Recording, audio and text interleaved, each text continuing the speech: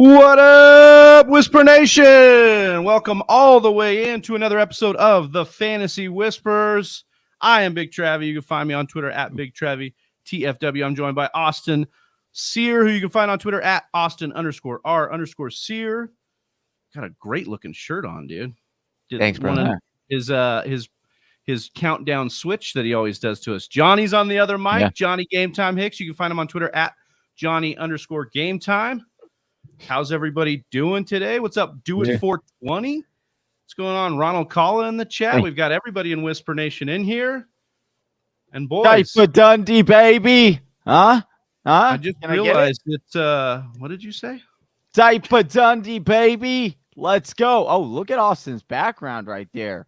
Yeah, Fresh. dude, he's got the divider up. Yeah, dude. Look at that. Haircut, fresh, too. dude. Look at that haircut right now. Yep. It's a whole vibe right So- now that Austin's rocking. I noticed that we're all, rocking whatever we're rocking here, but it's St. Patrick's Day. But it doesn't Oh matter. shit! That's right. Does anybody have it green is. on?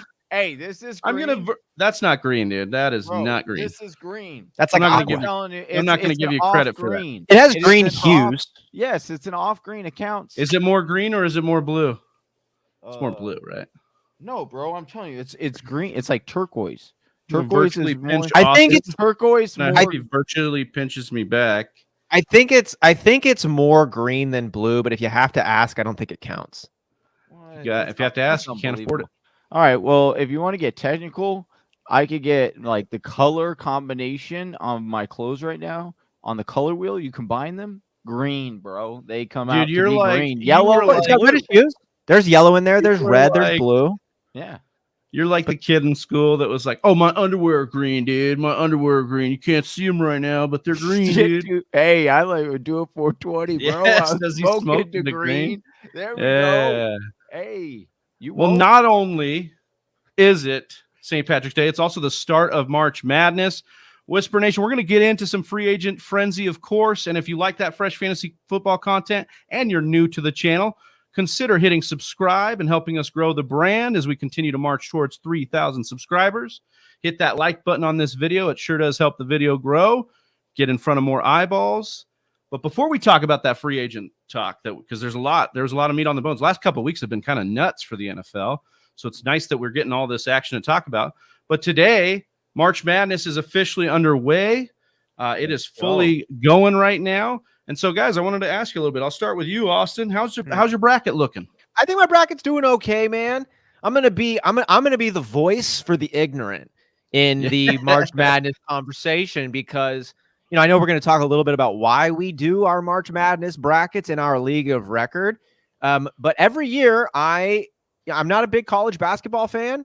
I really don't know my Tar Heels from my Tar Mats in this case. So, but we compete, we do it. And so I usually go ahead and try to find just somebody else's bracket that I like. Last year I did Candace Parker's. She slotted me somewhere in the middle, finished all right there. Had done Obama's in years past, but that's a pretty popular one. So I avoid that one now. This year I just went with the sports line one, which is one that's like you got to pay for, but I knew somebody who had done that. And so I saw what they did. I said, let's go with that one. So Dude, if you're you asking me bootleg the sports sign Wow. subscription just to get the Is bracket. that legal? Is that legal? I don't know. I found it on Reddit.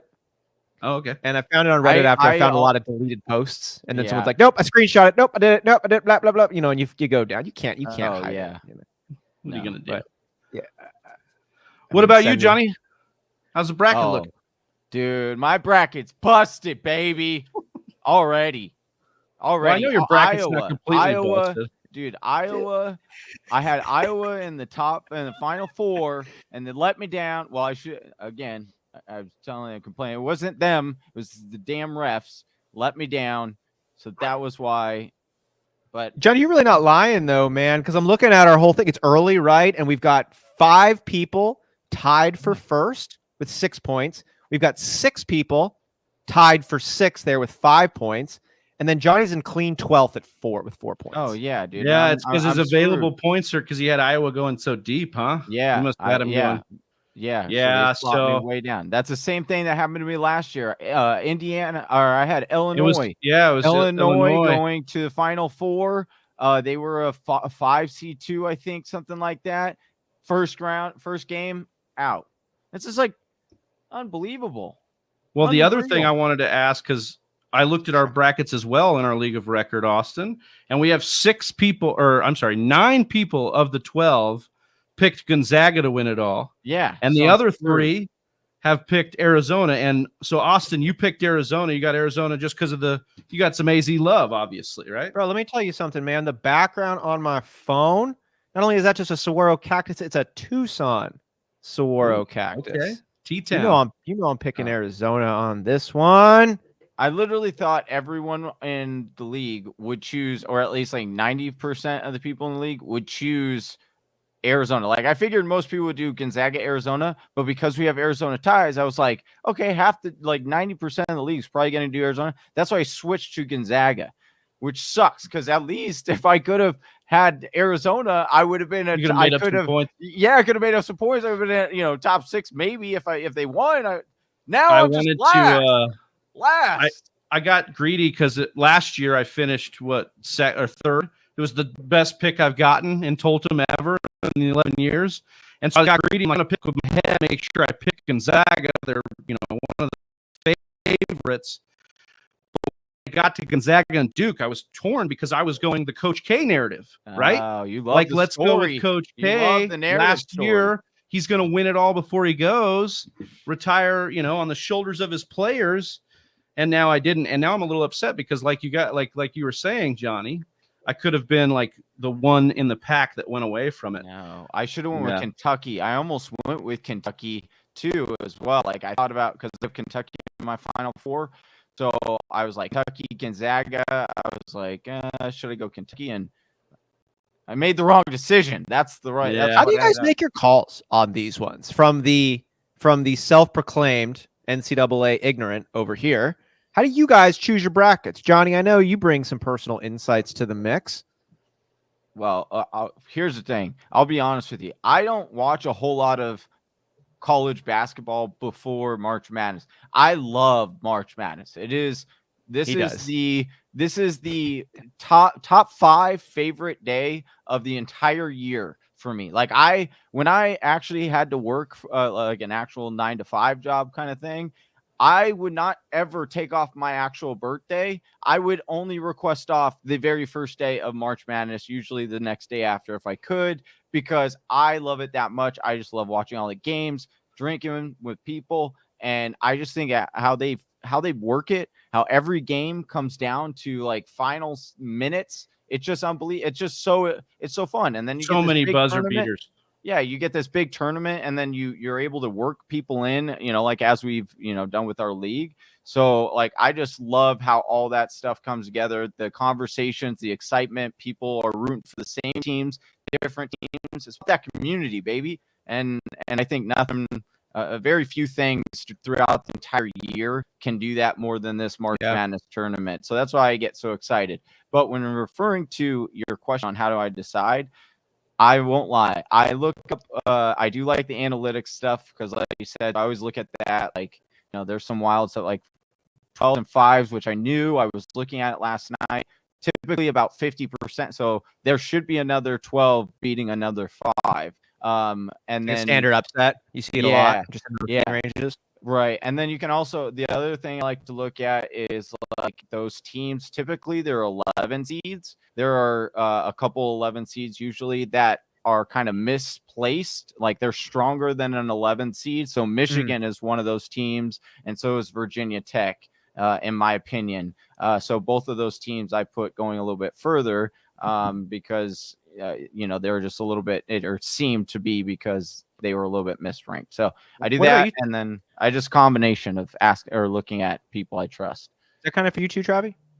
A little bit. When I know a little bit about the 5-12 thing, and like the 11s once in a while, but I try to pick when I'm in those games, I try to pick teams that either tug at my heartstrings or have a cool name. Like South Dakota, I picked earlier because they're called the Jackrabbits. They lost. Yeah. Dude. But, I yeah. picked us with the Big 12. Colorado State I chose because I'm living in Colorado now. They lost, of course, too. But there's just some of those teams, you're like, oh, okay, I'll cheer for them. The Horned Frogs or whatever, like TCU. So just the cool names that are out there. And then Loyola, Loyola, the Chicago Loyola has the 90-year-old lady they reel out there, Sister Jean. Sister Jean. Yeah. So all these stories, those are fun. Get on top of those. Those are fun. Got the chats popping off. Welcome in, guys. Let us know how your bracket's doing. Cat's Pajamas saying, what's up, guys? Ronald asking about tech problems. It sounds like you are gating. I don't know what that means. It might just be the upload speed, though. Hopefully you get that figured out. Hopefully we're sounding good for everybody. Scott, welcome in, brother. I thought it was past your bedtime, but I love it when you make it in here right before bed, drinking that sleepy time tea. Travy says you're looking like Karen Rodgers. The guys can attest, I was growing my hair out before Rodgers, okay? So I was doing it before, it was cool. Cat's Pajamas. Well, I think, Austin, weren't you growing out the mustache, too, before Rodgers grew out his mustache? You know what I'll say about Rodgers? He's a bit of a shapeshifter. The man will adorn many looks, and he does his thing, and I do mine. So... No, I know, but a couple of years back, didn't you have? We did have I think we did both have mustaches at a similar point. We did the side by side. Yeah, that's right. Yeah, that'd be interesting. Maybe the real thing is that he's just been watching our show. It could be. Probably copying us. But yeah, guys, we've been talking about March Madness. Just quickly wanted to let Whisper Nation know what we do for March Madness. We use this in our League of Record going on 11 years. We haven't used it 11 years, but our League of Record going on 12 years now, right? We have used this the last 3 years, I think, 3 or 4 years to select your draft pick priority at our draft. And this year it's going to be in Chicago. But Austin, we would rack our brains every year to come up with a way to get priority. But now we're going with March Madness, and it's been fun. Yeah, it's been really fun. So just a little bit more context on this, Whisper Nation. And I would love to hear from you guys what you do to decide draft order. The way we decide draft order is some type of competition that has to be more, it has to at least have an equal chance of luck as it does skill, where you can get lucky and beat anybody with skill. I think that's kind of what our bylaws say, but it ultimately just has to be voted on by the league. That then evolved into March Madness brackets. That's now our default in our League of Record. If the winner of the league doesn't want to do March Madness, they can propose something else, but otherwise we just do March Madness. So if you come in first in the overall bracket points, you get to pick where you pick. So you don't necessarily finish first, pick first. Right. You get to say, we do this really cool, fun thing, Whisper Nation, where we're at our draft dinner. We have our full draft weekend on Labor Day weekend, and Friday night is a bit of a banquet that we do that is organized by whoever comes in last place. So they have to go ahead and book the restaurant and wear the heinous jersey that we have to let everybody know that you suck and all of those delightful things there. But so you go out and we do, and then we on Friday night, whoever came in first, they take their little helmet, which Johnny has made over the years, his wonderful little laminated helmets, and you pick it, or you put it on the actual draft board we use. If you could go wherever you want, you pick first. So you can put it in the 1 spot, 6 spot, 12 spot, anything in between. And we just work all the way down the line until we get to Johnny. And then he takes whatever is left. And that is how we do our draft order selection. Dude, you recapping that for me got me so excited for the draft just now. I know this is a show for Whisper Nation, but man, I love the tradition that we've got going in Tolton. We are pumped to be doing March Madness here. Johnny, really quick before we jump in. Remember when, Travis, after one of the years you won in Tolton prior to March Madness, and we did the boat racing? Oh my God, those were cool in Lake Havasu Studio. So we ended up not doing those because they were so terrible. We basically one broke, and then I broke the other one, I think in anger, because I was just like, it wasn't working. And everyone was remember our go-to before that was like this box with ping pong. It was a shoe box with ping pong balls that Potvin made. What would we call it? What did we call it? The draft it wasn't the Draft-O-Matic, but it was like it was it the original? It wasn't the original Draft-O-Matic, was it? Yeah. No. Okay, it wasn't. Johnny, that's an OG. He's patenting that name. He says no. No. It wasn't No, that. this was like, what did he did? Scott asking if our draft is in Chicago. Yeah, Champ got to pitch the idea of the league. We're going to Chicago, Chi City. What was funny about the boats was that they clearly and obviously were not working, and yet we all kept asking Big Travis, "Hey, did you get them working yet? Hey, did you?" Because we all just wanted to find out what our damn draft order. Did we do after? Did we do after that one? Was that the pony races, the like unicorn races we simulated on the video game? That was a fun one too. Oh, that was in Mexico. Hey, no, that was in California. That was last year before. We start traveling. And yeah, that was in LA. That was a good one.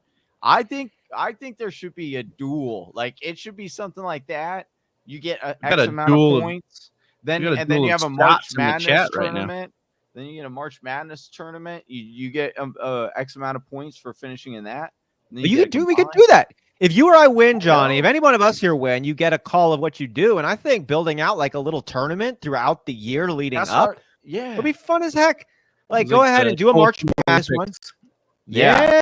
Exactly. That's what I'm saying. Like if you build out something that is, 2 or 3 events. So then it's like also not like if you're out of one event, it's like it's not the worst thing ever. It's like you could still like do well in the other 2 and still end up okay. But then it's just like creates this year-long. I like that we do like you could do a Super Smash Brothers tournament, but everybody picks a character, but then have the computer run that character. Oh, so it's just like pick your guy and just watch what happens, and there it goes. We do those kinds of things. Do like Mario Kart. You just pick the character and let the computer Madden play or something. I mean, we do, play fantasy football after all, Yeah. Scott asking what time is mock draft Monday? So it's 3:30 Pacific. That would be 6:30 Eastern on Mondays. Right on the channel. You're subscribed. You don't have to worry about it. But if you guys that are watching, we've got over 10 of you with us now. Hit that subscribe button, join the channel. You can catch us on Monday. We've been adding in the best ball, and next week we'll be opening that up to Whisper Nation. Oh yeah, Scott was asking about best ball draft with us. I think it's going to be great. So you go ahead and ahead of that, Whisper Nation, download Underdog Fantasy via the App Store, and when you're putting in your first round of money, do not forget to use the promo code TFW. That's going to match your cash up to $100. You'll then be ready on Monday to draft the best ball tournament with us 3. So we're going to do about an hour of regular mock drafting, do a 5-minute break, jump into the best ball tournament using real money, real tournament, real fun. So get that thing going. Use TFW as the promo code. And we'll see you on Monday. Real money, real tournament, real fun, fake football. It's the best. Yes. The best. I love it. Thank you, Austin, for breaking that down. We are now going to start getting into these NFL free agency topics. And the guys were in the chat before us, before we could even come on because of the technical difficulties. And they were talking about Allen Robinson. So we'll just start the show off. Do it 420. Ronald Kalla talking about Allen Robinson. Adam Schefter reporting that the Rams are giving the Bears Allen Robinson, or the former Bears Allen Robinson, a 3-year, $45 million deal that includes $30 million guaranteed. Rams will have money left over for OBJ and hope to re-sign him as well, per sources. That is Adam Schefter, of course. 3 million 40. Wait, 3-year 40 million. 3 million 45 years. 45 years. Hold on. What was it? 3 years. It's a 3-year, $45 million contract with 30 million guaranteed. So what it sounds like is it's a 2-year deal that they could probably get out of. After year 2. So that's what a lot of these deals are shaking out to be, is where the guaranteed money tells us kind of how the contract works.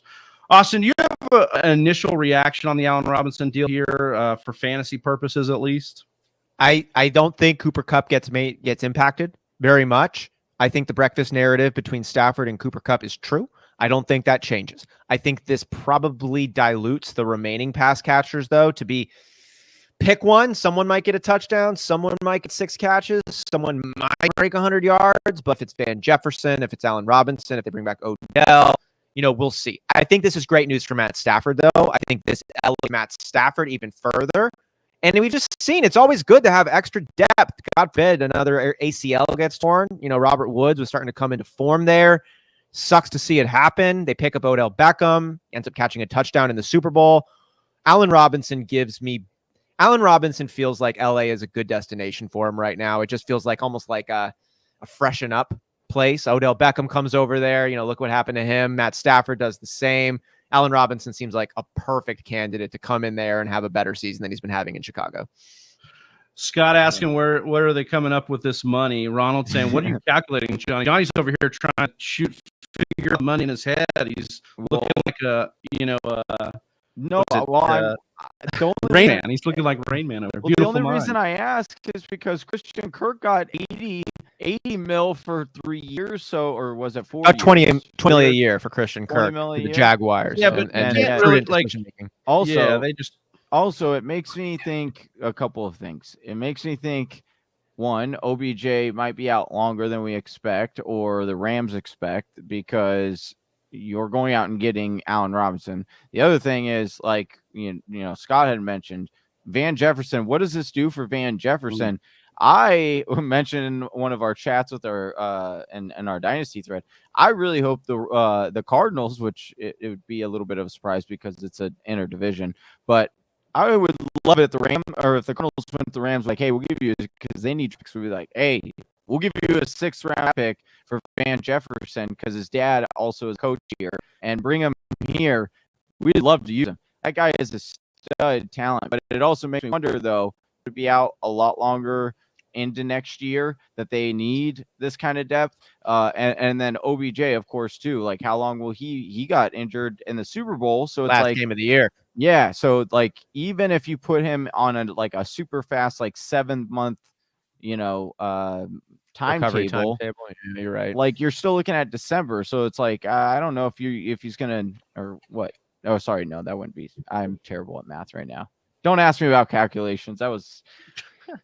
What about speaking? I want to bring this one up. What about Blake Bortles? Man, we're gonna just throw the former top Bortles, 5 dude. pick. Yeah, Bortles. The top 5 pick under the bus that quick? Yes, because duh. Scott saying Man Bun needs to fix his audio. Johnny, you maybe something with your audio. You've been sounding fine to me. Yeah, you sound all right, man. Maybe it's your speakers, Scott. No, we'll check that out. Appreciate you, Scott. So on this one, so many good points here by Whisper Nation. Really, the first QB that we're proud of for Allen Robinson. You would say, or at least that has a little bit of the league's respect. Crowded wide receiver room is correct, as Johnny was pointing out there. Is he coming as the number 2? Is he the number 2? What's hard? I don't know. Let's say Odell's back. Let's say Van Jefferson's back. Let's say Robert Woods is healthy. If they're all healthy, I don't know. I don't know what it would be. I think I would love to say it could be Allen Robinson, but that guy hasn't really performed in the last year and a half or so. Then you've got a situation with Robert Woods being really good, but him coming off an injury, OBJ coming off an injury. I would say Woods just because of familiarity with the system, but I don't really know. All right, hopefully it's not Johnny's. Oh, here we go. Hopefully my audio is better now. We'll see. I tried to. I don't know. I unplugged it and then plugged it back in. So let me know, Whisper Nation, if it's still that way. We appreciate you guys. Game time is a glitch, just like Cordarrelle Patterson, the fantasy glitch, dude. Yeah. He hasn't. Is that a segue into our? I thought that was going to be a stellar segue. No, he hasn't signed. I wish we had him. He hasn't signed yet. But speaking of somebody who hasn't signed and a wide receiver here, Jarvis Landry, I wanted to check in a little bit on him because there's been some rumors that he's going to wait until the Deshaun Watson domino falls. But then we saw some Green Bay potential interest. What are our thoughts on where we want him to go? And is Jarvis Landry a big piece in this offseason that you'll be looking at closely for fantasy football? Because right now it's about to stand. It's going to be Jarvis Landry, Julio Jones, Juju Smith-Schuster. All these guys are going to be kind of free agents and maybe taking minimum deals to get with a contender. Johnny, I'll start with you on the Jarvis Landry and some of these wide receivers. Yeah, I definitely want to. I mean, there was rumor. I mean, you talked about a rumor that Jarvis could end up going to Green Bay. If he can go to Green Bay, I absolutely love it. I think he's a very talented wide receiver. I think he still has a little bit in the tank. Now, does he have, over 1,000 yards and 8 to 10 touchdowns? No, not unless he goes and joins the LA Rams. That would probably be the only case in which you'd get that. But I think you'd be a really good wide receiver too on a team that's a little bit more pass happy. I mean, hell, if the Cardinals were even to pick him up, I think that he could be really good here. But again, I still think he has enough in the tank for a couple more years to be a pretty solid and productive, plug and play, and then potentially a wide receiver, back end wide receiver too, depending on where he lands. But yeah, if he lands with Deshaun Watson, then I do think that, he could be a back end wide receiver too, for sure. I'd add in there, I think that Jarvis is such an incredible locker room presence. It's tough. Go practice, contagious. We've seen this from him. Contagious. You go out there and you do it. Contagious. And I almost look at him. Guys, it kind of breaks my heart a little bit because he's 29 years old, and that's contagious. And it's like he plays harder than his body allows, and I think it's going to shorten his career. And I think he's going to go as hard as he can, but at some point, your carbon form is just like, nah, bro. And I'm afraid that he's pushed it a little bit past that. And given the market, the market on wide receivers, guys, is so freaking weird. You get Amari Cooper, who's never dipped below 1,000 yards, looks good, gets dealt for a 6th round pick. Meanwhile, Christian Kirk, who's never broken 1,000 yards, gets signed for over $20 million a year. The market on wide receivers is about I guess we live in an existential economic crisis at this point anyways. People are buying things with GIFs and selling their house for make-believe fucking tokens. But so Christian Kirk getting $20 million is par of the course, but it does make me nervous for what's beyond this chapter. But I'll keep that. Is that what NFT stands for? Nice fucking token? No. Is that what it stands for? Non-fungible token. Oh, non-fungible. What does that mean? What does fungible mean? It means it's going to cost a lot of money. No, it doesn't. It means so. Cash, you're right. It doesn't. Cash is a fungible thing. So it's one if you have $5 or two $5 bills, if you have two $5 bills, and you can rub 10, them together. Hold on, and I have and you can take a video of that and you can sell it after you mint it for $100,000. No, not at all. If you okay.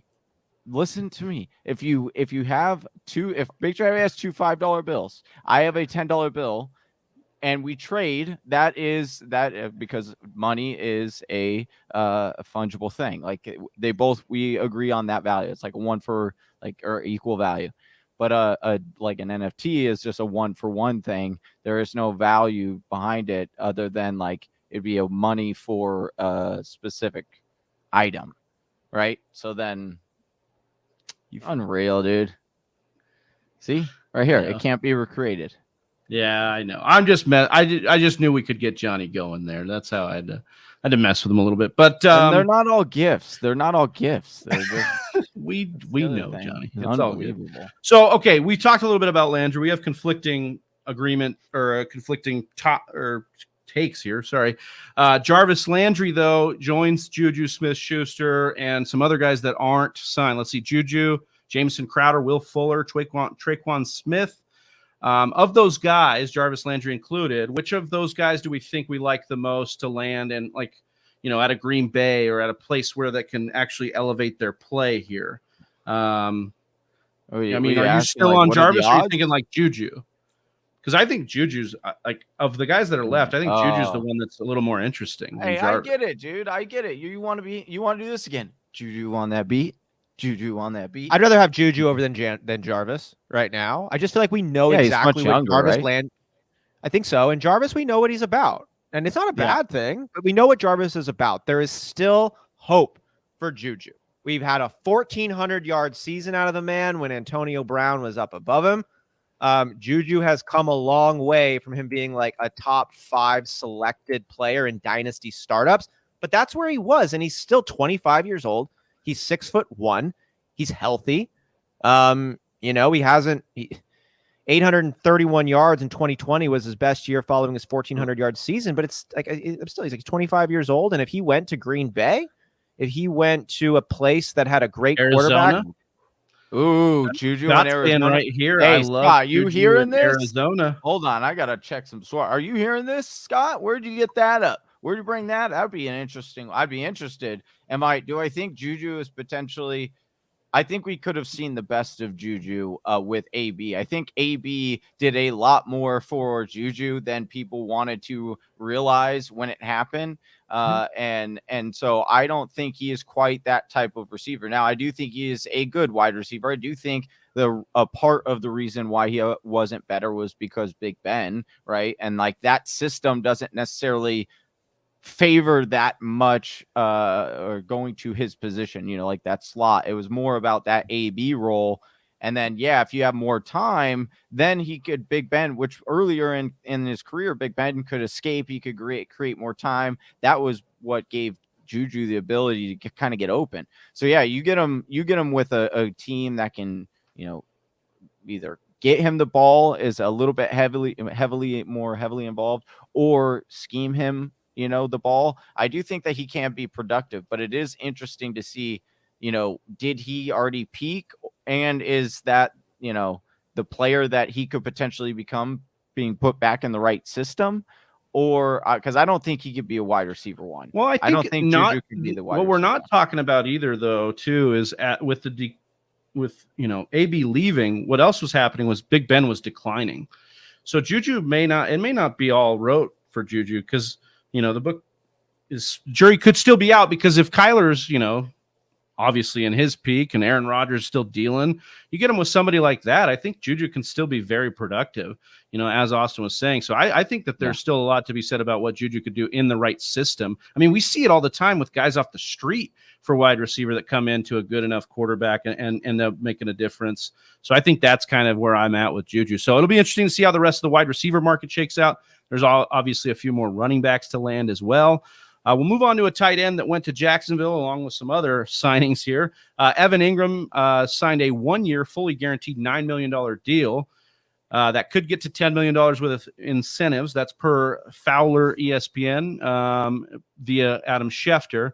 And then Warren Sharp, who works for Sharp Football Analysis, pointed this out, that the last two free agent periods, the Jags have spent $117.5 million on their starting receiving core. And that consists of Christian Kirk, Marvin Jones, Zay Jones, and Evan Ingram. Congratulations, guys. How much money did they spend? $117.5 million. On these guys? Classic. Hey, yes. Classic. I know we like to celebrate people getting paid, but there is some weird stuff going on by Trent Baalke over there in Jacksonville. We'll talk about Evan Ingram here, and then I'll just kind of ask it about everyone. We know Evan Ingram was great in his first rookie year, tight end 4 in fantasy. First rookie year, his only rookie year. But he hasn't been inside the top 12 in PPR scoring since then. That was way back in 2017. Guys, is there anything to see here as far as, Austin, any comment here on Evan Ingram, the Jags, any of those guys? Are you interested? I'm interested in Scott's breakdown on him. Please don't talk him. Don't talk Ingram. He put oils on his hands before games. He's like that torchbearer in the Olympics. That guy comes out just coated in baby oil and makes your girlfriend turn on the TV. This is what Evan Ingram does, apparently. I don't know. Here's the thing. Trevor Lawrence is supposed to be the best prospect since Andrew Luck. I'm not banking anything we saw out of Jacksonville, given Urban Meyer. It's a full mulligan year.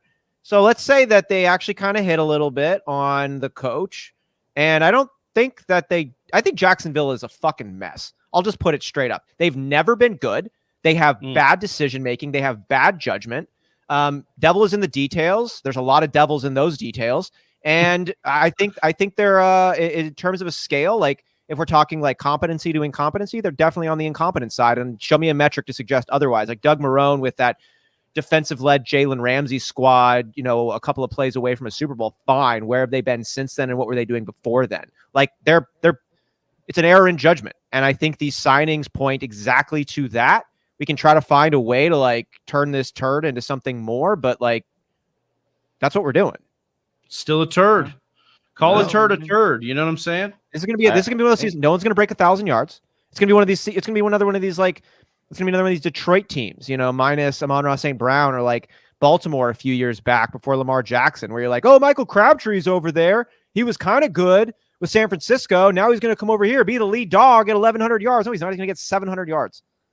And he's going to be a bummer on your flex every week.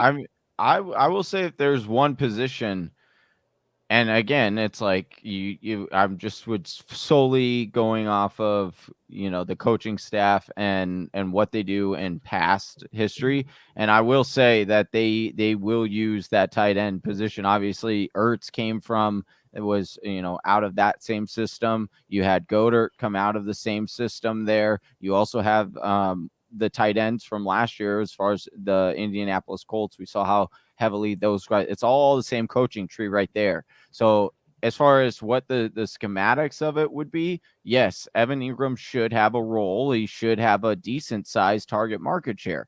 But do you trust it? To Austin's point, do you want that on your team? And that's the honest point of some of this stuff. To Travis's point on one of his on one of our offseason meetings, sometimes I just don't want that dude. Like, I don't want him on my team because of who he plays for. And the only reason I'm a little hesitant to do that all the way with Jacksonville is because I have done that in the past. And the last time I did it with Jacksonville was James Robinson.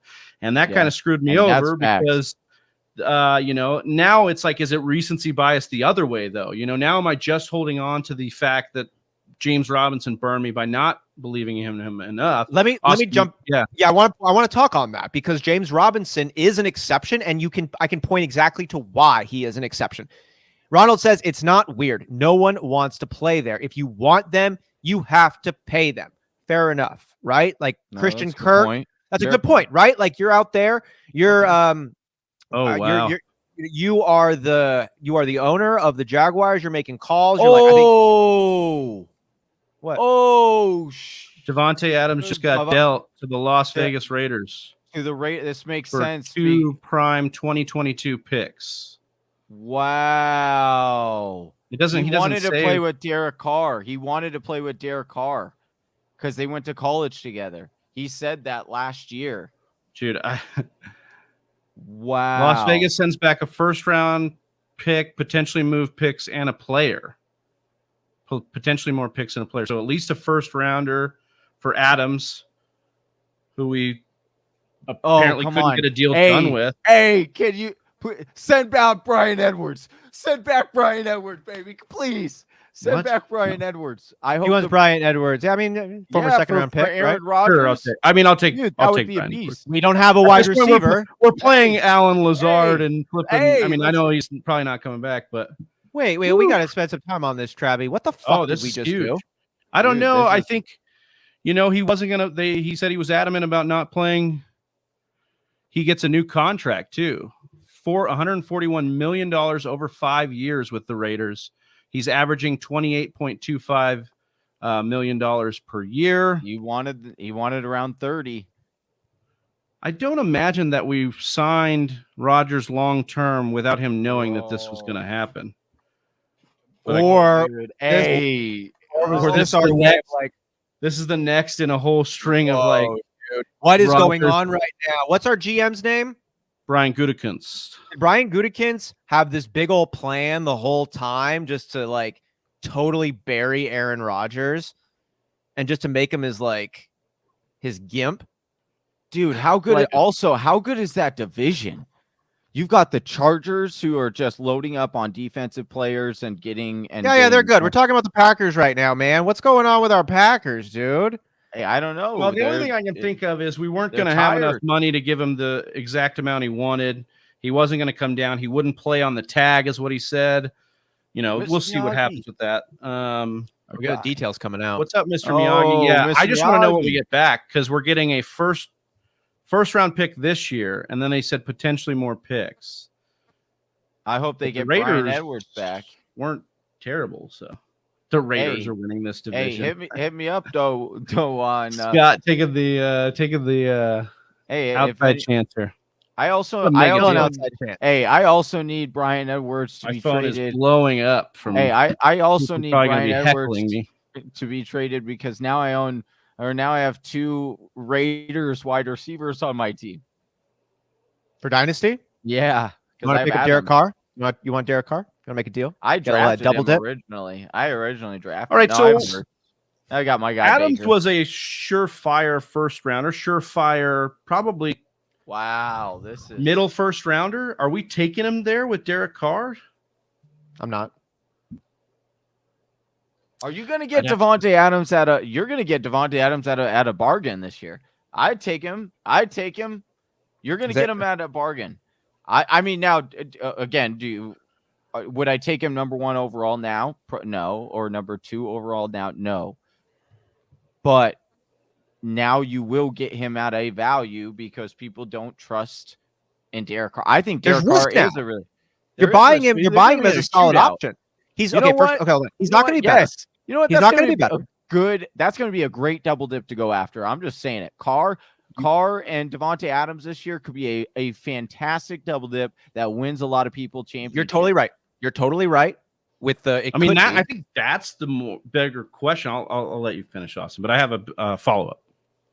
The question is, what does this do for Devonte Adams' value? It hurts it. The question is how much. Little to nothing or like significantly. For me, it's tough to take Adams in the first round now because a principle of mine in the first round is risk aversion. I'm a very pro risk drafter, not in the first round though. That's where I like to pick up my solid bets as much as possible. And now Devonte Adams, to Johnny's point, absolutely could be a bargain. Like he could be just as good. But he also could slip pretty far down and be like a high-end wide receiver too. And I don't want to take that in the first round. And he could. And I think there's a story where that could happen. I don't think he goes in the first round. I think he goes in the second where DeAndre Hopkins kind of was going last year. Yeah, and I think that's going to be okay value if you get him as a wide receiver 1, because I do think he's going to finish there. But remember, something interesting happened with the Raiders last year. We thought it would be Waller. Renfro started coming along. They started getting the ball into other guys' hands. Derek Carr was spreading it around. So there are actually better weapons in Vegas than I would say there are in Green Bay, and at least a quarterback that's willing to spread the ball around. Yeah, they played with each other in college, but Rodgers and Adams had a absolute mind meld. Like that's not going to happen with Derek Carr, at least not in year 1. So I think that's something to talk about now. The Raiders are really good on offense now, dude. Seriously, yeah. Renfro. They were already really good. I mean, they were one of the Waller and Adams. Yeah, like Waller and Adams together. I don't know how you're going to defend both of those guys. I mean, Waller and Adams or Hill and Kelsey. I think you take Hill and Kelsey, but like it's closer than you'd talk about for sure. Do it 420 says who's left for Aaron Rodgers? That's my big question here. So I'm wondering. Will Fuller, Juju Smith-Schuster, Jarvis Landry, they're all still available. Do we just go load up on some of these cheaper guys?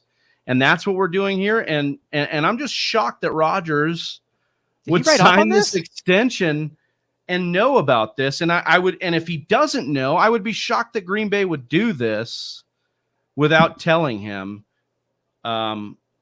Because of the whole reason why they were pissed in the first place was because he drafted a quarterback and didn't let him know. This is wild, guys. So much to unpack. This is fun. This is nuts. Do you think Devonte was upset with Aaron because in the beginning it was, hey, this is our last the last dance kind of thing. Yeah, the last dance. And then it kind of just became about Aaron Rodgers. Like it wasn't even about Devonte Adams.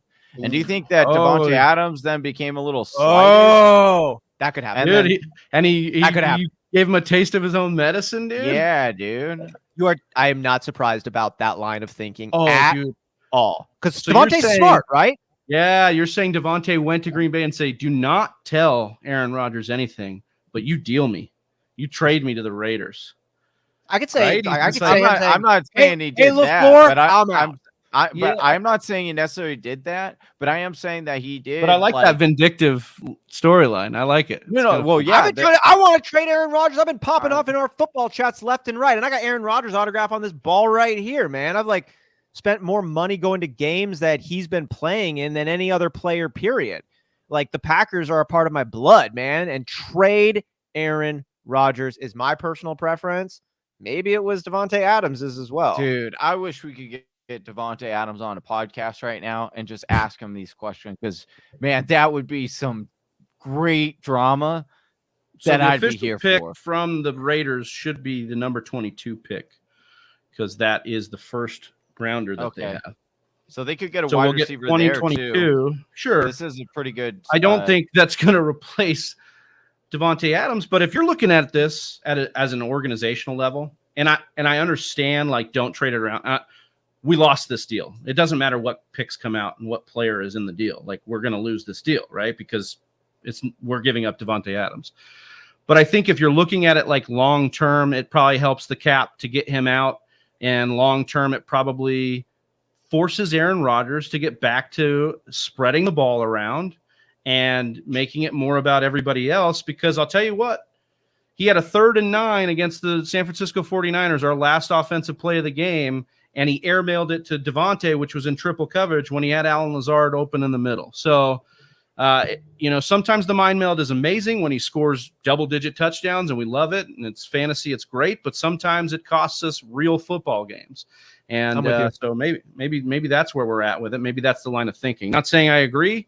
It's a huge move for the Packers to make. Like, this is not a Packers-like deal at all, but we're doing some crazy stuff, extending Raiders and then trading away his best player. I wasn't laughing at you. Sorry, I was laughing. If you felt, I was laughing because Mr. Miyagi said, "Listen, Johnny, I wish you had Joe Biden on this podcast to ask about gas prices."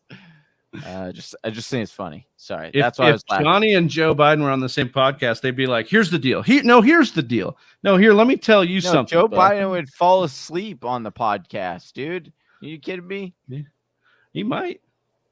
I don't know. It's been a pretty wild podcast. I don't know how he would have. If he fell asleep during Devonte Adams getting traded, then maybe. Dude, that's wild. Like I'm invested with Devonte, man. I feel like it's not even right to go to the next wide receiver we were going to talk about. I want to see what else we get. If there are picks and players coming back, that would be. Whisper Nation, let us know as the details come in about this deal.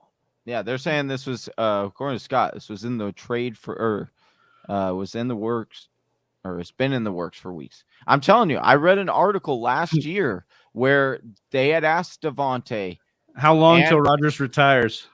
Oh yeah. What do you want? Hey, do you think like Aaron Rodgers just broke up with his fiance, and he just broke up with the best wide receiver he's ever had. Adam Schefter's tweet 1 minute ago. For those wondering, yes, Aaron Rodgers has signed his contract. So he can't retire. Well, he could retire. He's just under contract. Yeah. No, I know. Wow. I wonder if there's any kind of wild. I wonder what he would lose out on if he retired this year.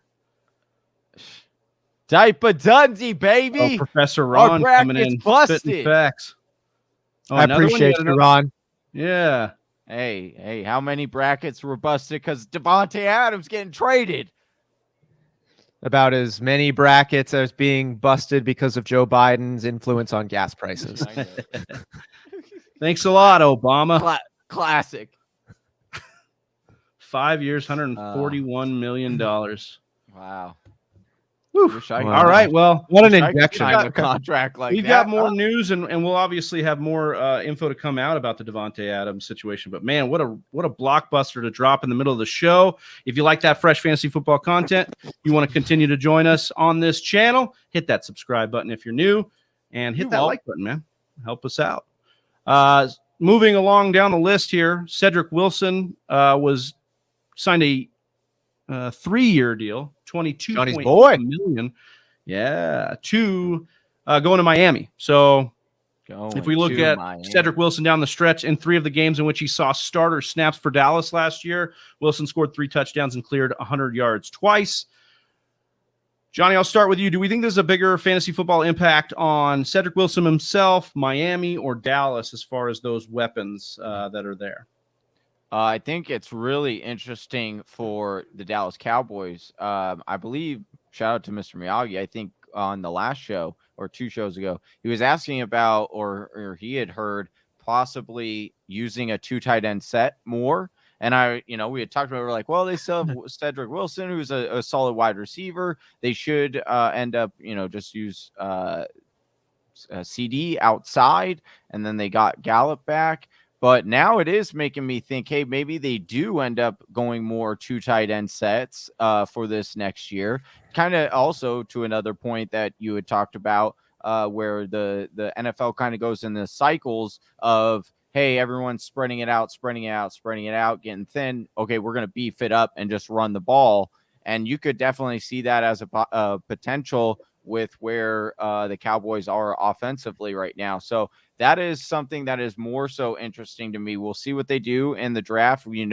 Dallas is not afraid to draft wide receivers in the first round. They actually really like doing that. So let's see if we clear that, or if they do draft him later on, where does that draft capital fall? I think ultimately will determine, what we think of that whole value there. But Cedric Wilson going to Miami, it's interesting, right? It's going to take that Will Fuller role, but it wasn't much. Will Fuller never got on the field, so you couldn't really see that potential. Does it matter? Yeah. Like, does it matter? I mean, like, no smudge on Cedric Wilson, who is an emerging 3-year wide receiver, who finished with 602 yards last year. It should help Waddle. 9.87 yards per catch, or 13.38 yards per catch, 6 touchdowns. Like, he's a fine player. Is he a difference maker? Cedric Wilson? Yeah.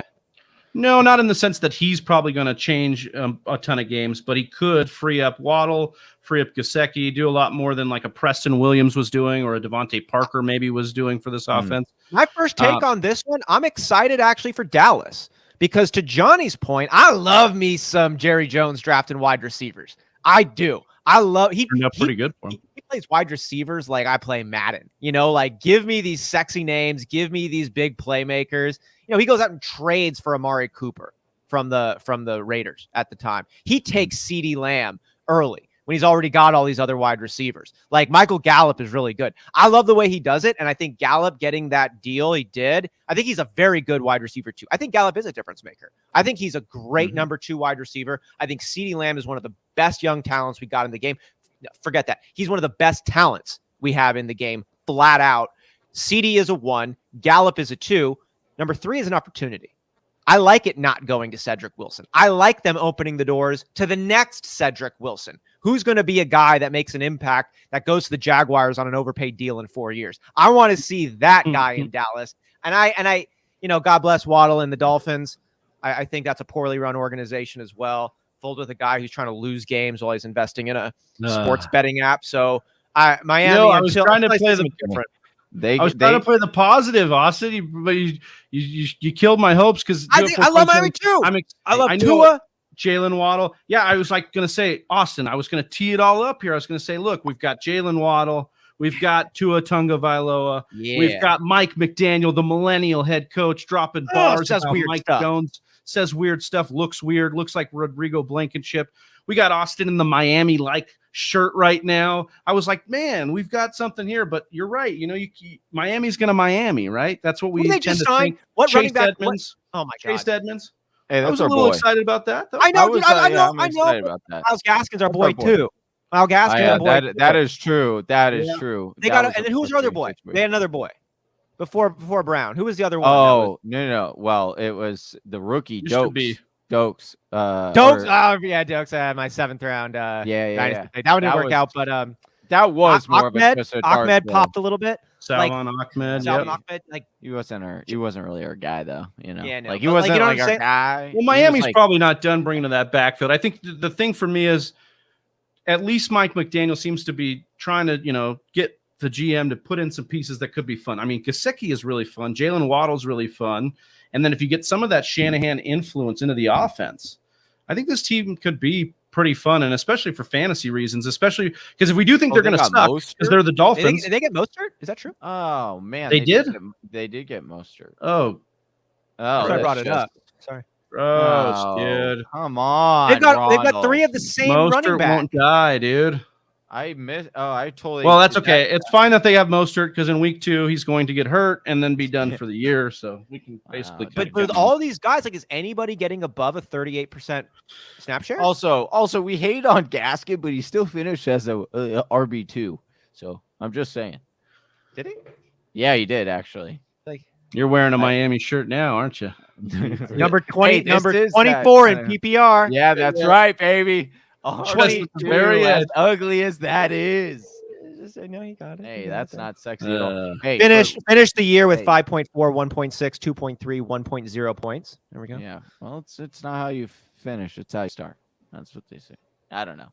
No, but real talk. It's on not how you when finish; you're it's talking who you about start in your yes. lineup every week. Hey, Miami actually has some decent pieces, but like again, it's only Waddle is like the only one I'm interested in. Well, and two as a streamer. Gesicki, right? Well, Gesicki, yeah, and Gesicki. Those. You just keep naming people now. See, Yeah, just that's keep the going. thing Oh, about and Miami. Devontae It's like Parker, and you could Devontae say, Parker. I don't know. No. It would just be those guys. All right, as Mr. Miyagi and Ronald keep talking about the gas prices in America, we are going to move on to Mitch Trubisky signing with the Pittsburgh Steelers. It is a 2-year, $14.25 million deal that's worth up to $27 million in incentives. So they want to set it up to where he could be their franchise quarterback, or at least their starter, if he can get to that next level. He was drafted number 2 overall by the Bears back in the day, ahead of Patrick Mahomes. Yeah, so that's interesting. Christian Kirk is making Chicago, more than a quarterback. That is sad. So $20 million. Yeah, and I think people forget that Mitch Trubisky had some decent output there in Chicago in Matt Nagy's system, a guy who got fired, so maybe not somebody that was doing the best play calling for Chicago. Hayden Winks, our friend over at Underdog, points out that Big Ben's 2021 numbers with Mitch Trubisky's career numbers are very similar. Not far off in yards per attempt, not far off in yards per game, and Mitch Trubisky with a 4% touchdown percentage compared to Big Ben's 3.6. So what does Mitch do, guys? I'll start with you, Austin, to excite you for our Steelers fantasy football pieces. We've got Naji Harris, Deontay Johnson, Chase Claypool. Do we have a chance at Claypool horniness this year, Austin? I don't know about how well Mitch Trubisky is going to impact the wide receivers. I need to do a little bit more digging on the impact he made on his wide receiver cores back in Chicago, but I'm a little bit excited. Allen Robinson was over 1,000.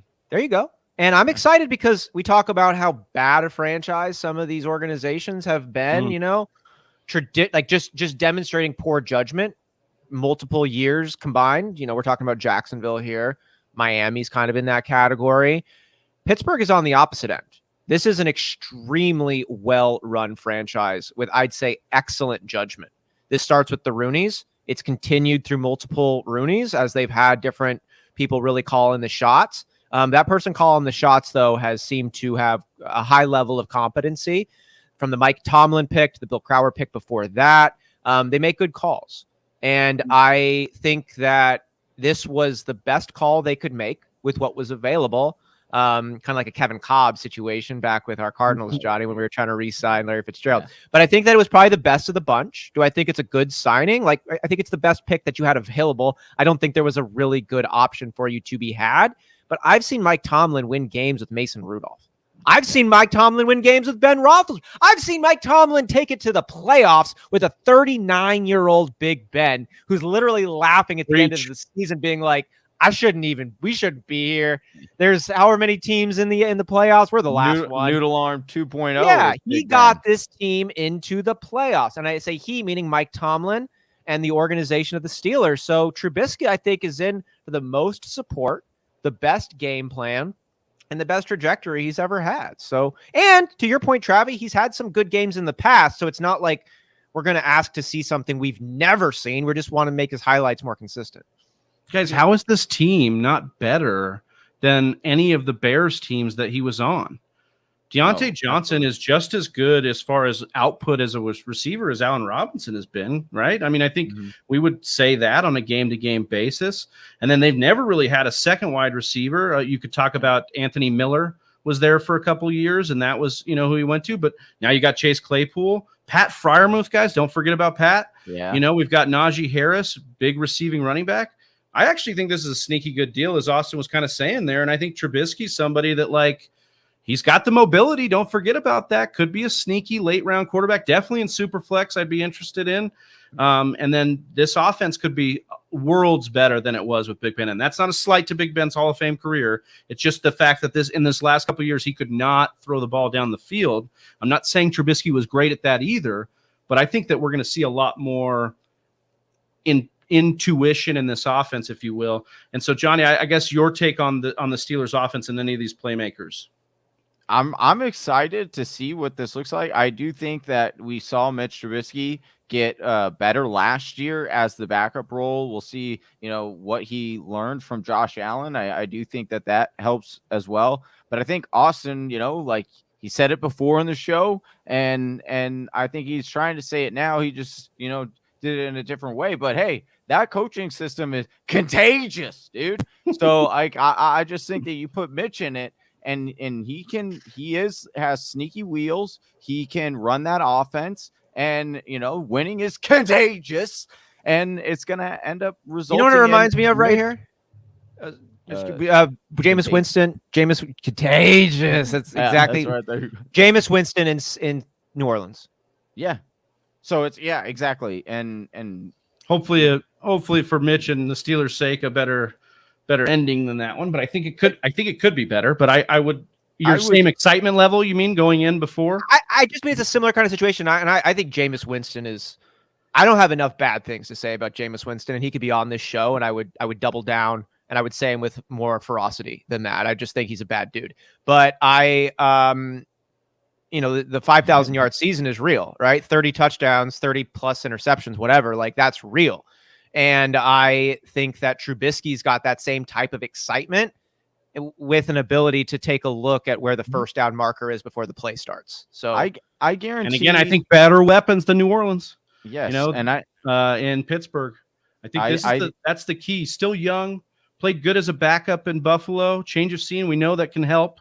Mm-hmm. It's not everything. We also know that former first rounders that get traded away or go to other teams usually bust. They usually don't happen. It doesn't happen. So that's the other thing working against Trubisky here. But I do think this is exciting.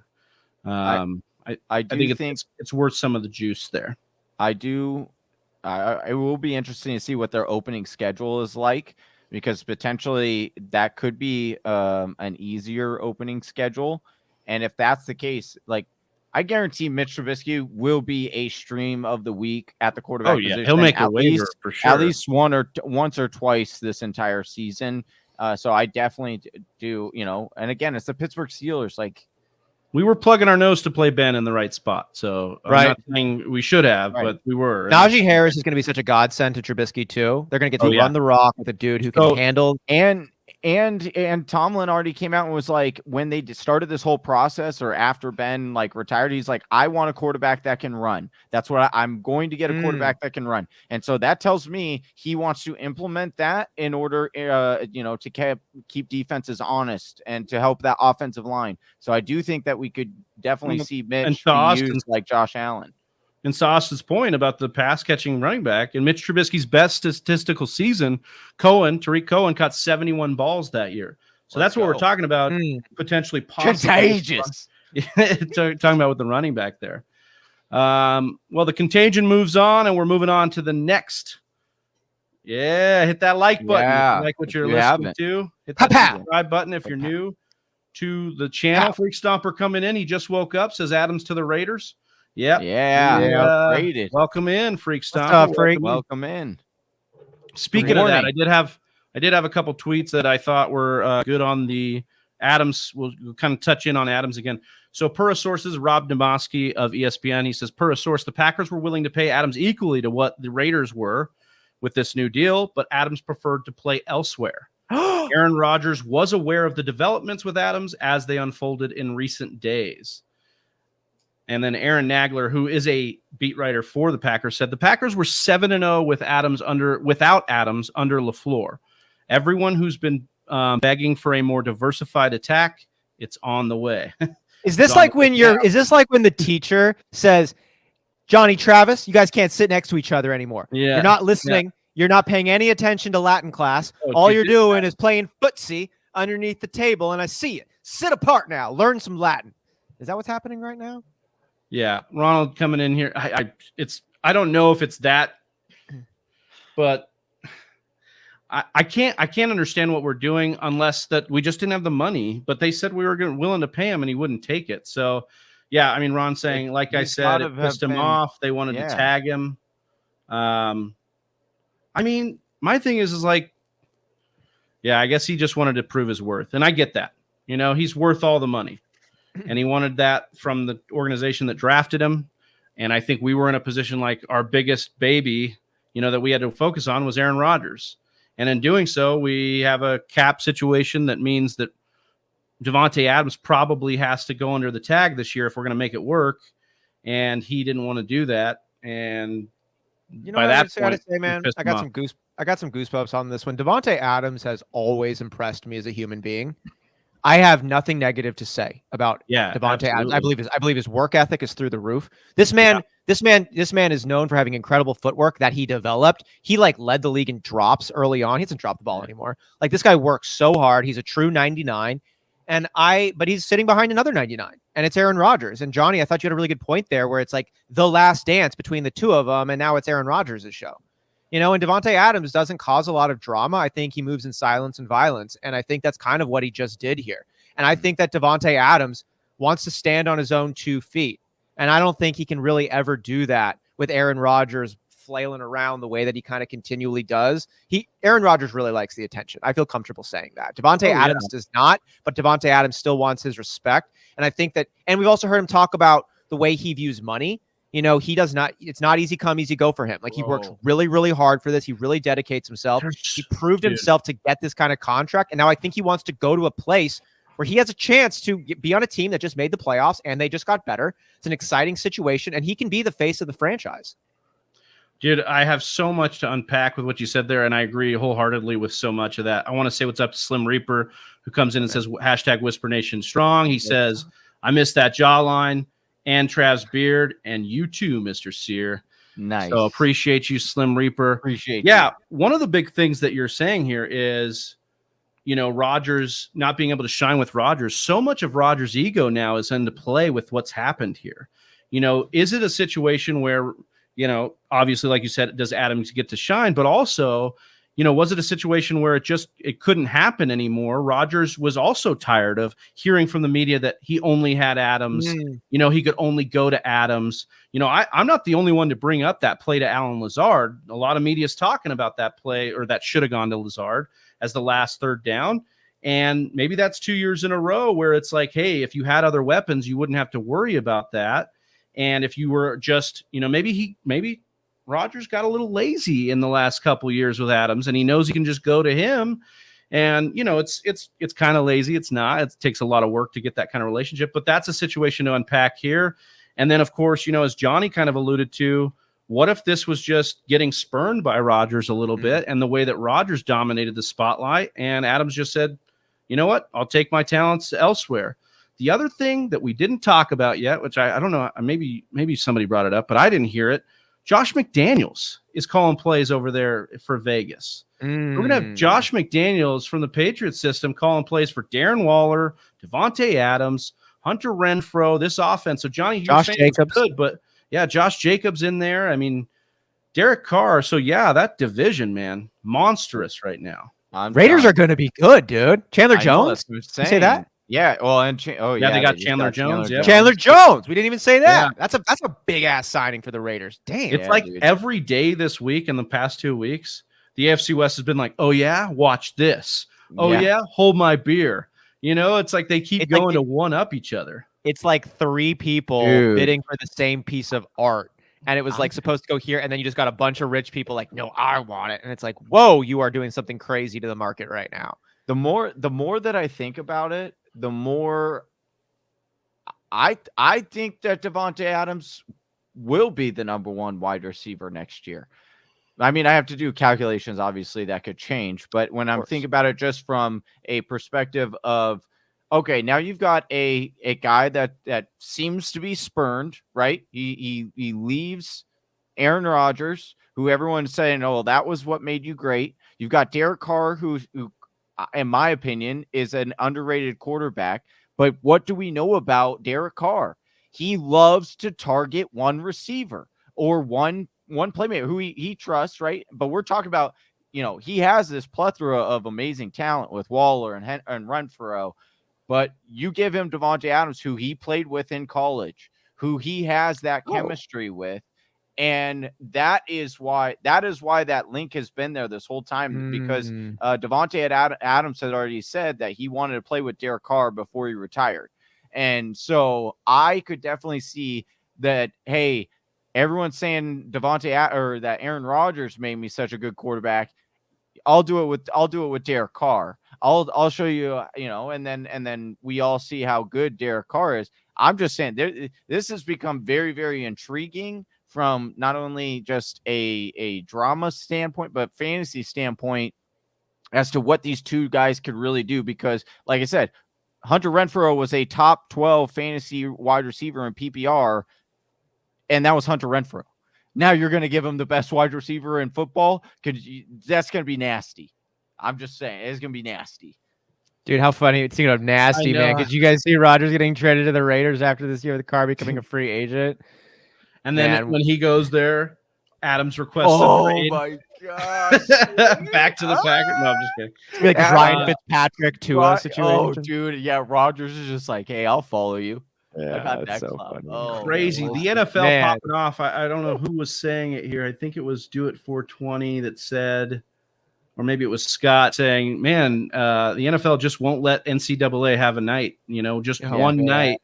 And they're doing it. And I just found something else here on Twitter, boys. Albert Breer 4 hours ago says that Baker Mayfield requested a trade per Tom Pelissero.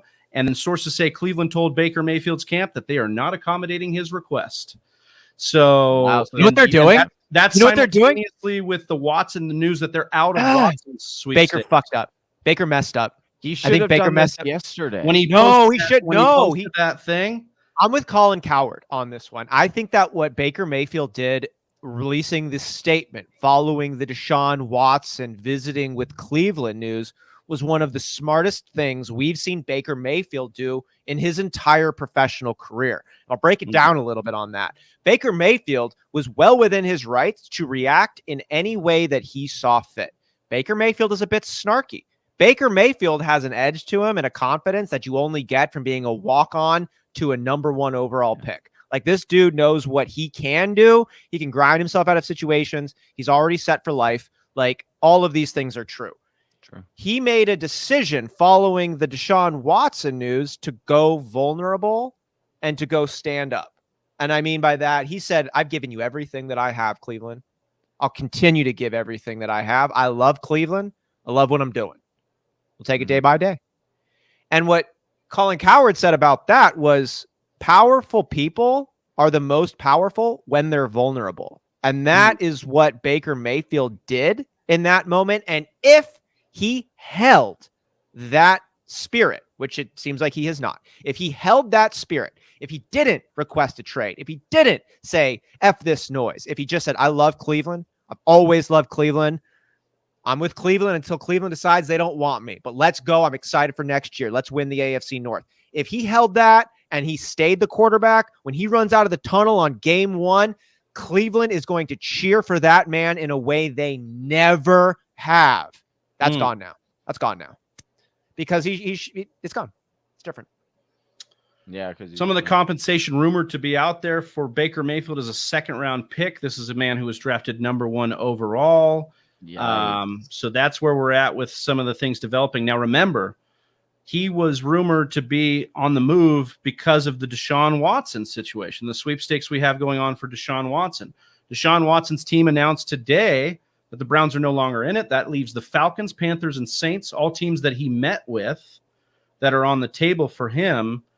So, Austin, I love the point you're making there about Baker. Is there anywhere in that you'd like to see Baker go from here?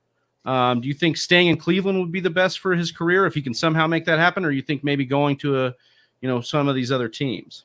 I mean, I would have liked Pittsburgh would have been great. Going to a situation that I think is competent, that can Panthers build him up.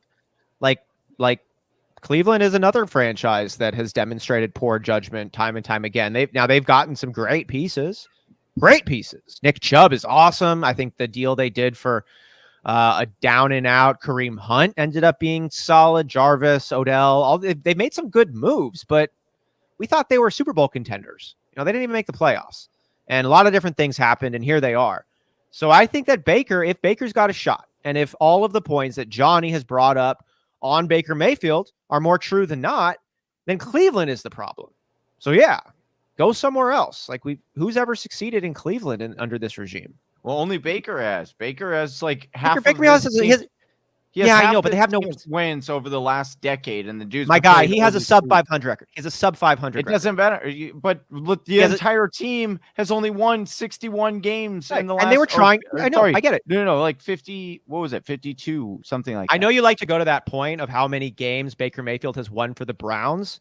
The Browns have not won that many games, and he has a sub 500 record. Like, it's not an impressive output. It's a horrendous reputation and track record for the Browns. Anything that's slightly even maybe average is going to stand out in Cleveland. And that's what Baker Mayfield has done with his time there.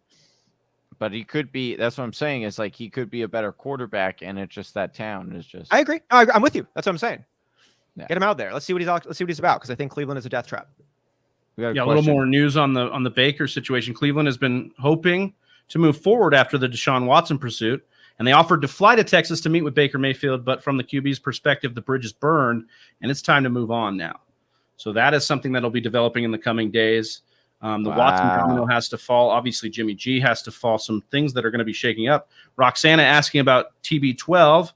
Guys, if TB12 did not unretire, who would have been a favorite for the Super Bowl this year? I mean, I don't know that Brady coming back really changes I think the Rams are going to be right there again, as a team that, looking to try and do it again. Green Bay is going to be, well, maybe we'll see what they do at wide receiver. They should be in the mix. We've got a good defense. They brought a lot of those guys back. Obviously, Aaron Rodgers, the Bucks, of course, as well. I think that Kansas City, Buffalo, those teams. Somebody out of that AFC West, Chargers, maybe. I don't. Yeah, that's it. Broncos, Raiders. Who Chargers knows? are better. Yeah, Chargers. Bills, nice. Yeah, Bills finally make the jump this year. Maybe they just got a new running back too. Who just went over there? No, J.D. McKissick, but he pulled McKissick. Back. Hey, he pulled back. Yeah, he went back to Washington. That deal didn't go through. Oh, he declined it. Somebody, I think. It was our guy Ian Hartitz on Twitter said that Antonio Gibson RB1 season March 16th to March 17th. Nice. So I thought that was pretty funny. All right, well, a couple more players here. Russell Gage, guys, signed with the Bucks. That was a 3-year, $30 million straight deal, straight up there. No incentives, no fluff. That's how that's going down. Matt Harmon, who does reception perception, says, I sneakily really like Russell Gage. After charting his 2021 season for reception perception, he got open 71.3% success rate versus man. He can play all over and is tough at the catch point. This is an awesome fit in Tampa Bay, says Matt Harmon. So, Austin, I'll kick it to you first. Obviously, Russell Gage is not a B, and maybe that's a good thing. Like, maybe we like that. But can we expect some nice fantasy football production from Gage with TB12? Are we buying that this year? I've been pushing Russell Gage for a long time in our dynasty league because I picked him up off the waiver a few years back, and he's had pop moments, right? He's 26 years old. He's 6 feet tall. He's going to be coming into his 5th year here. And his highlights, though, have been good. We talk about how they finished. He finished week 18 with 126 yards and a touchdown. He finished the year with 770 yards, and he missed 7 games. Actually, holy cow. He had 700 yards, and he missed 7 games. So that's pretty good. And he was playing with Matt Ryan, who is a downgrade compared to Tom Brady. We've seen what Tom Brady can do for 3+ wide receivers. So I'm excited, actually, about Russell Gage. I think he's a legitimate wide receiver 3 with upside. Sorry, guys. My headphones died, so I didn't hear the last part of that. I apologize. So you had no snare in your headphones. That if you guys want to, Johnny, if you want to talk a little bit about Russell Gage now as well and what you're thinking for those Bucks as well. He's got some interesting stats for sure. I like, again, I do think he is a better wide receiver than people give him credit for. He 37.5% contested catch rate, which ranked 53rd in the league.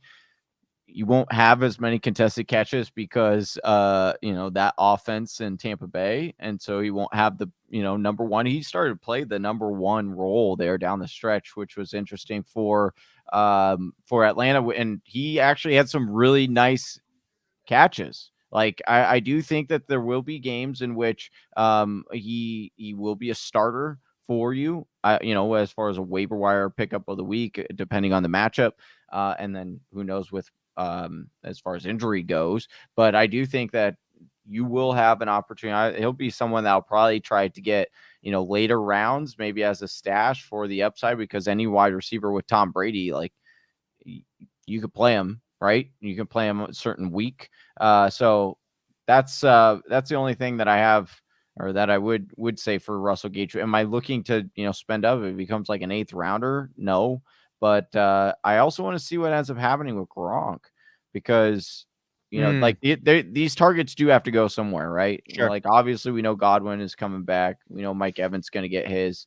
So, but again, what I saw from Gage down the stretch really did impress me as far as, contested catches and running with top corners in the league. I thought he was much more of just a gadget guy or a slot receiver. But he really showed that he could potentially be moved around. And we know those guys, especially when it comes to Tom Brady likes those kind of players. So I definitely could see that he could be involved.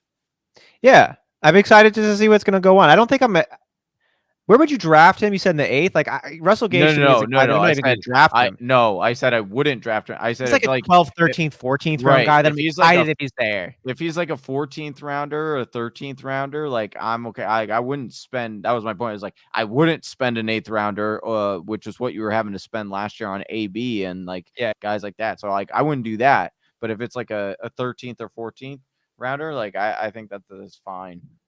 Yeah, he's like a late round flyer for me who might have some upside, and you're excited to see it come through. Yeah. Hey, sorry Travy. about that, guys. Man, life is crazy today. But I'm sure you guys made excellent points. I couldn't hear any of them, but I'm sure you guys made just hella good points. Good. We didn't want you to hear them. We didn't want you to hear them. If we're good on Gage, I just wanted to add, and you guys probably added this, so sorry if I'm going to steal that take as well. But I think, we were really excited about AB, and AB wasn't, he didn't come through because he obviously went a little bit crazy. But I think Russell Gage is a guy that we can get a little bit excited about. Late round wide receiver. I think especially because maybe that's kind of what happened to this team. They didn't have that other option. Obviously, Godwin got hurt. Then it was all Mike Evans. Gronk was, there too. And who knows what happens at running back. So they're not really going to have the backs. Russell Gage is going to be a sneaky play. And I think if he's doing all this in a, kind of a down Atlanta team, what can he do here for Tampa Bay and Tom Brady? We've seen what Brady can do for guys like Scotty Miller. So I think this could be pretty good. Scotty doesn't know. No. We're going to move on to our final topic here, and one that's not really resolved, and that's the Deshaun Watson sweepstakes. Somebody in the chat saying that the Panthers have pulled out or not in the running. So now it's down to the Saints and Falcons. Man. Pro Football Talk reporting that basically Houston has accepted all the offers from these teams, but it's down to Deshaun waiving his no trade clause for all of them. So really it's like whoever he chooses can get to him right now is basically where it's at. Watson, he played in only 7 games his rookie season, but from 2018 to 2020, he had 3 seasons as QB5 or better in fantasy football formats. You look at what his weapons could be with him. Hopkins was a top 5 wide receiver all 3 seasons with Watson.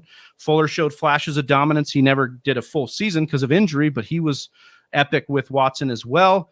Austin, who are you most excited to see Watson elevate if he's going to go to the Saints, if he's going to go to the Falcons? I don't know if that Panthers report is actually accurate. I got to look at it, but who do you like as a weapon for him? Dude, are we going to Callaway in the Saints? Are we going you know what I mean? Know, right? They don't have any pieces, bro. Like maybe they sign one of these free agent wide receivers and then they're there. Like I'm excited for Deshaun Watson, and I'll see what happens in training camp coming out of New Orleans, because the Falcons are kind of the same boat. Yeah. I would have said Kyle Pitts, I think you say, because he's a big name and it's a second year and he finished at or slightly above expectations, perhaps. Or, we all saw Kyle Pitts in his rookie season. He's going to have a good second year, we expect. But I don't even know who else is on the team for the Falcons now. Neither do they. Catching passes. They don't know either. So, yeah, that's the thing is, like, if you would have told me these 4 teams, and we talked about them, the Browns who are supposedly out, the Panthers who are supposedly out, then the Saints and the Falcons. If you were to tell me those 4 teams who was the most likely, it wouldn't be the Saints and the Falcons. I don't know how they're the ones sitting here left with the least amount of weapons, weird cap space, and just not a very good team looking like, and he's going to go there. So I'm a little confused at this. We'll see what plays out in the next few days. Johnny, let's say, I guess he hasn't landed here. I was expecting him to land somewhere. Do you know where do you think he goes? Lumides the kid, yes. Yeah. For the win. Man. I think he goes to the Saints. I think he goes to the Saints. He teams up with Deshaun Watson or teams up with himself. Teams up with Michael Thomas, Alvin Kamara whenever Alvin Kamara gets back. Probably be the same time that Deshaun Watson gets back.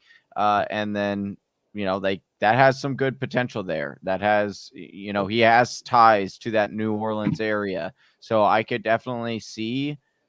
I think that might be ultimately what he's like. I think why he's so torn is like maybe he expects to get more, paid more in Atlanta, but the Saints are a better, option for him. And he, has like ties there, and that's why it's such a difficult decision. I don't know why this would be such a difficult decision. Maybe he's just waiting to see who ends up picking up one of these wide receivers. Like that's going around. There's so much weird stuff. Tell me why Cleveland isn't the right choice of all these teams.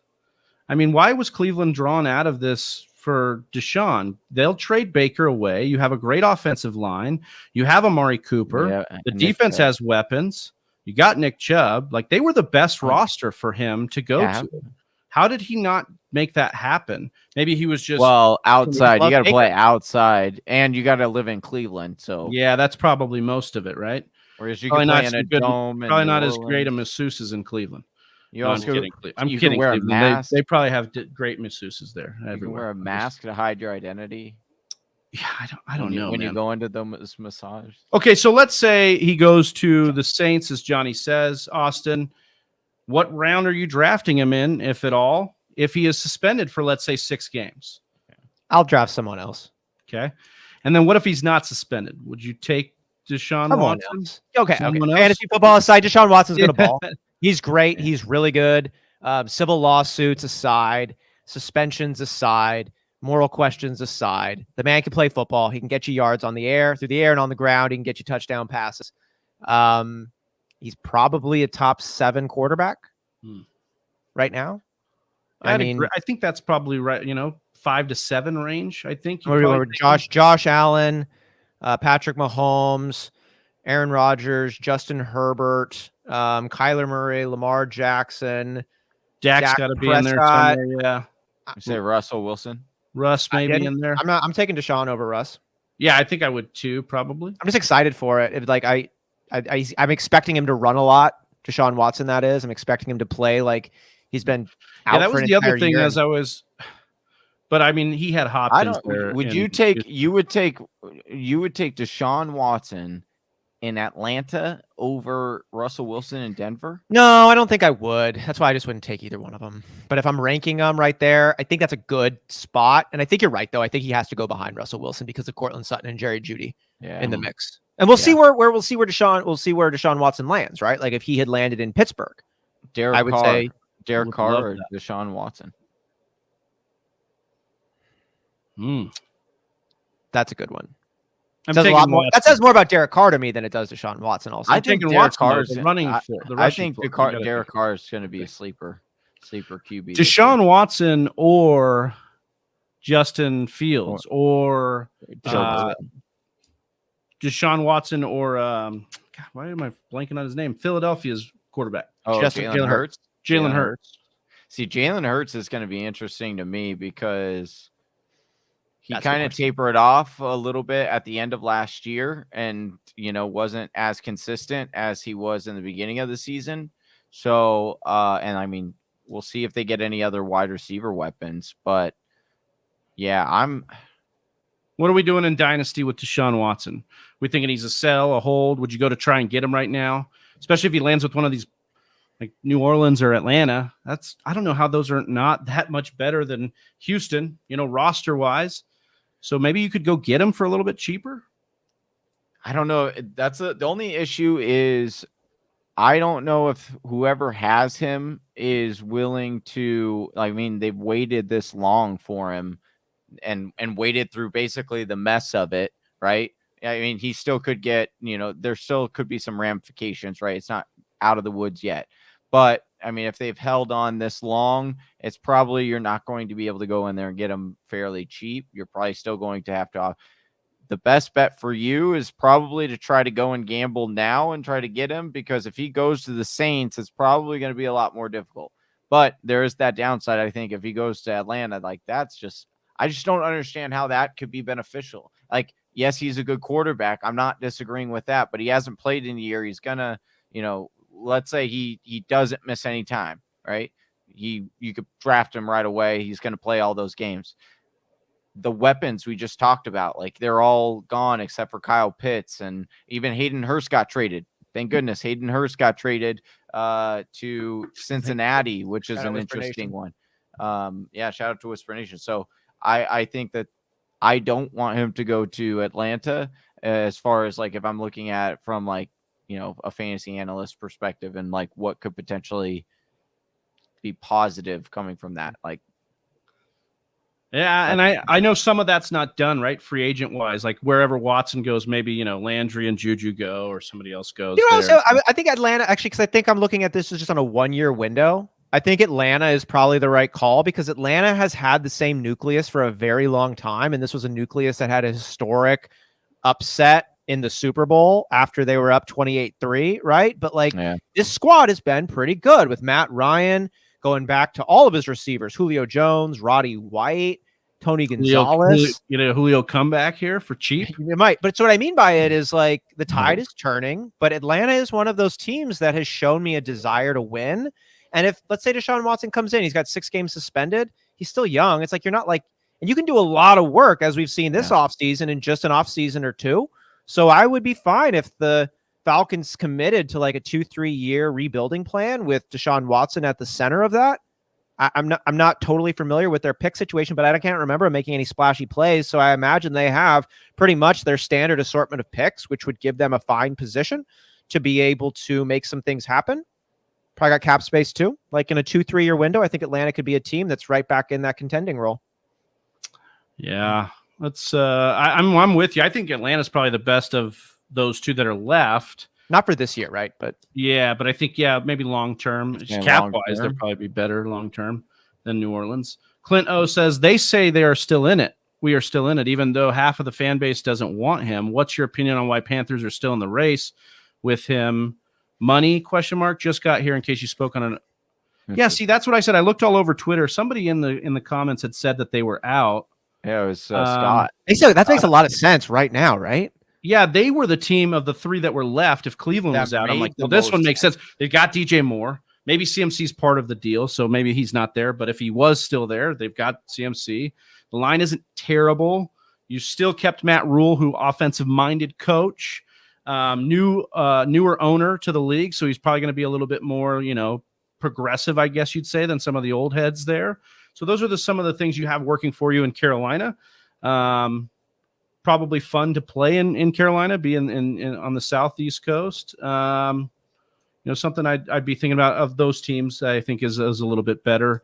I'm not sure that the Panthers are out. Maybe they feel like they got burned with the Cam Newton situation when they brought him back, and that didn't end up working out. I mean, they've with Tucker, right, with their XFL quarterback that they brought in there, like. Oh yeah, it's PJ like, Tucker. Yeah, right. Walker. Like PJ Walker. Thank you. It's like, Deshaun Watson is obviously the best of those guys, but maybe they're like it didn't really work out this direction. Maybe they are committing to something else. If I'm Matt Rule and I barely survived with my job, even though I fired the offensive coordinator and I've not been good since I'm 2 years with Carolina, I'm doing everything I can to go get Watson. And pair him with DJ Moore and try and run the offense, a college-style offense, because Watson won a national championship in a college-style offense. So, you know what I mean? So I think that they're trying to get him, but maybe the fan base, maybe the GM, maybe even the owner is not really a big fan of the Watson stuff. But they've been in it, so I don't think that they pulled out. I think, if anything, maybe Watson said no, but I haven't heard anything. I haven't seen anything confirmed on Twitter there. I bet he goes to L.A. I bet he goes to LA. Like everybody else, man. Yeah, dude. Everyone else. Dude. Twitter is just having a field day with this. Devonte Adams chose Derek Carr over Aaron Rodgers. Oh, yeah. That is one of the biggest headlines that's got me scratching my head from this. And this offseason has already been absolutely insane, and we've played zero football since. Dude, it doesn't. And as I say, it doesn't actually surprise me at all. Suggesting the contrary would actually be surprising. It's obvious. Like, I've seen Devonte Adams wear the green and gold his entire career, so it's like, oh no, how could he not be there? But another thing I've been talking on the Aaron Rodgers subject for a long time is how poor he is with his relationships. You know, he doesn't have a lot of strong relationships within his family. Family members of his are suing them. And I'm not saying that he's in the right or they are or whatever. I'm just saying where Aaron Rodgers is, there's usually messy relationships. Like, he's had a lot of broken down romantic relationships. He just got out of one that got to the level of engagement. You know, like, why would we expect him to have a good relationship here when he doesn't have a track record of good relationships anywhere? That is hitting me like a ton of bricks right now. And it's not just the family, the familial, and the romantic. Mike McCarthy. That was a relationship that was rumored to have been severed at the end, right? Yeah. Mark Murphy. That was after Mike McCarthy was rumored to be a severed relationship. We got on this show at the draft where Jordan Love was selected and said, Brian Gutekunst, do a better job managing people, managing your relationships. Really, seems like it might have been Aaron Rodgers, whose ego came into play because they drafted a quarterback with no intention of starting that quarterback over him, just drafting a quarterback. And, you continue to point out these other relationships. And if Rodgers sat here and knew and couldn't do anything to fix anything with Devonte, man, that tells a lot. You have a mind meld, a symbiotico relationship with this player, and you can't keep him on the field with you for the same money. They are who we thought they were. Yeah, man. And honestly, good on the Packers to put Adams where he wanted to go, man. He wanted to go there. And that's that Sam Presti Oklahoma City Thunder deal, man. They got him out to a place he wanted to be. So, like you said, I think you put it very well, Austin, when you talked about, not saying a bad word on Devonte. I can't. I was feeling so bad, though. I was about to buy a Devonte Adams jersey, too, man. But that's all right. Wow. You can still buy one. It's fine. Well, that's going to wrap it up for our show. But before we head on out, Johnny, giving us a little bit of Gone in 60 Seconds. Close us out here, brother. Oh, to play us out? Is that what it means? To play us out? I just wanted to, not go zoom in on Travis there. Sorry. We're going to get a live reaction. Live reaction. No, here's my Gone in 60 Seconds. Whisper Nation, we play a game, one of the best games that we think in this entire world of fantasy football. But unfortunately, fantasy football is only a few short months because football is only a few short months. So we say here on the Fantasy Whispers, as well as in our League of Record, to try to elongate that fun experience, to get with your league mates and make that year round, because when you make it year round, when you add more elements to your league, it creates a love and a dedication, and it makes people want to be in that league, and therefore you can make the best league possible for yourself. So my question or my ask to you is, if you don't feel that your league is up to par or you don't reach out to your league enough, I'd suggest adding a few more things to it throughout the year to make it a little bit more spicy to look forward to. So you keep creating that conversation, you keep in touch with those league mates, and it will create a better league, I promise you. So that is what I'll leave you with. My bracket is busted, baby. Let's go. Love March Madness, love the show, and appreciate you all. Well said, Johnny. And Freak Stomper says, till next time, peekaboo. Thanks, guys. Austin can't miss a show without doing it to him. And for Austin and his peekaboo, for Johnny and his busted March Madness bracket, I'm Big Travy. We're the Fantasy Whispers. We're out of here. We'll see you on Monday, Mock Draft Monday. Peace. Right here. Look at you go. You made it to the end of another one of our videos. Hey, if you still have some questions, I totally understand. Or you just want to join an awesome fantasy football community, head on over to our Discord chat. Link is in the description below. And if you're still not sold on us, check out one of these videos.